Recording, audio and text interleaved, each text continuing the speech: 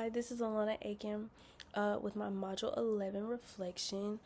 Um, the After watching the movie scene, one example I saw of the four horsemen of the apocalypse was definitely a criticism. When Brooke tells Gary, I want you to want to do the dishes, rather than making a specific complaint about his actions, she criticizes his character and his motivation to want to do the dishes. Um, the focus more so shifts to his behavior, not doing the dishes, to a personal flaw, him not caring enough.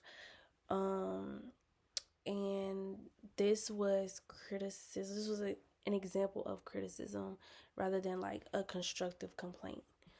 Um, the power in my family of origin, power was most often through the resource theory. Um, this theory suggests that the partner with more resources, the head of the household, more money, education, status, um, they tend to have more power. Which was my mother, who was the primary parent of the household, decision maker. She held most of the um influence over major decisions that happened with me and my sisters. um However, there was informational power as well, coming from my aunts, where we would use them for you know basic problem solving, anything that was going on minor that my mom couldn't handle, my aunts would handle. My sister and my sisters and I, we grew up with just our mothers. So this is basically how our power of origin works in our household, with our mother and our aunts helping out with us as well. Um what people fight about, I think the reason that caught my attention was the different styles of handling conflict. This stood out because so many fights aren't even about what the fights are about. um each person, one person might shut down, using the stonewalling, while the other wants to talk everything out immediately. um this could cause escalated tension, and can make smaller issues bigger than what they are.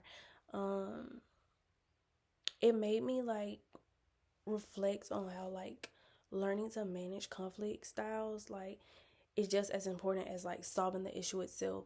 So yeah. um Good fighting technique, I think the hardest for me would probably be using reflective listening.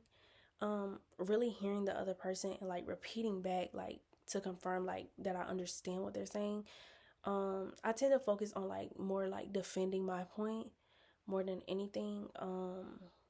For example, I was in a disagreement with my boyfriend, and he wasn't understanding where I was coming from, and I kept trying to beat that into his head, this is what I mean, but I wasn't hearing how he felt about the situation and how that made him feel in that particular time.